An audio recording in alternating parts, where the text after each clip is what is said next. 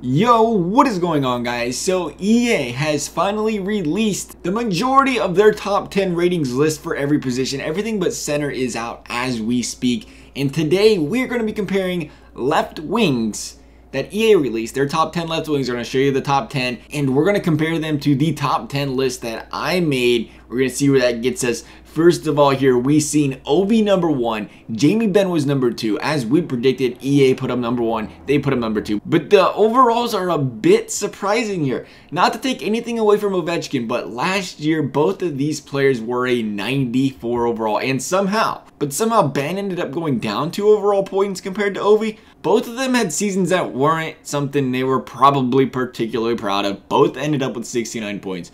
Ovi had a few more goals, but Benn is better defensively, as EA actually may be noticing they switched him to a power forward this year. Since they were both 94 overalls last year, you have to assume last season is the only thing that can be looked at to affect these overall differences, and I just don't see how that can be made from last season to give him 2 overall points lower than Ovechkin. Number 3, the one EA has gotten wrong for like ever, the past few years at the least now, Taylor Hall. Arguably the most overrated goal scorer in the league. Let me get something clear here. Taylor Hall is a great playmaker. I said playmaker. But is he this 5-star goal scorer that is one of the best goal scoring left wings in hockey who sneaks pucks past goaltenders frequently? I don't think so. The guy has still never scored 30 goals in his career. Still hasn't scored 30 goals. How can you continue to qualify this guy as a sniper? He didn't even put 30 behind the net one season yet. I feel like I say this every single year. But how can you qualify a guy who never scored 30 goals in a season as a sniper for real? I think he definitely deserves to make this list, no questions asked. But does he deserve to be higher than the 85-point getter who had 76 goals in the past 2 seasons, opposed to Hall's 60 goals over the last 3 seasons? Yep, I'm referring to Brad Marchand. I feel for you, Boston. Number 4 on EA's list is Brad Marchand. I'm half past raging at EA on this one myself, and I ain't a big Brad Marchand fan because he makes some questionable decisions on the ice.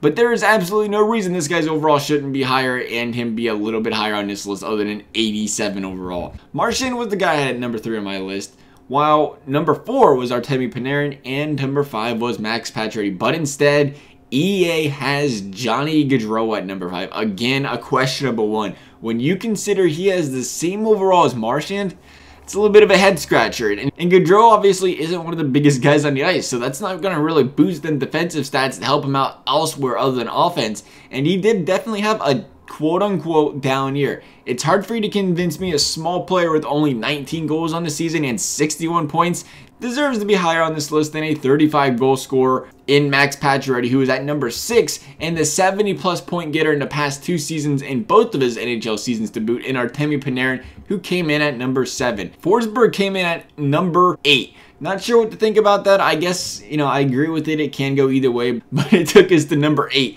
In number 9, Eric Stahl, for me and EA to come into some sort of agreement. Although, my list did not agree with Gabriel Landeskog. Sorry, but when you're on the worst team in the league and their top line and you only score 35 points all season, you don't deserve to be top 10. Especially when there was a guy who scored more goals than Landeskog did points this past season, and he missed the list. That's right, I'm talking Jeff Skinner. Stand up, Carolina. Where is Jeff Skinner? 37 goals doesn't happen by accident. Skinner and Nikolai Ehlers were the 2 guys I put in my top 10 that EA did not. Other than that, we had 8 of 10. Ehlers was a debatable one for me, I'll be honest here, putting him at number 10. There's a few guys who could have interchanged there. Was Landeskog one of them interchanged? No, but Parisi missed the list. I know some won't be too happy about that, but I for one agree with it for now at least. We'll see if Parisi can turn it around this season. Otherwise though, guys, that is EA's top 10 list of left wingers. We compared it to my top 10 left wingers list. Let me know what you guys think of the overalls in general.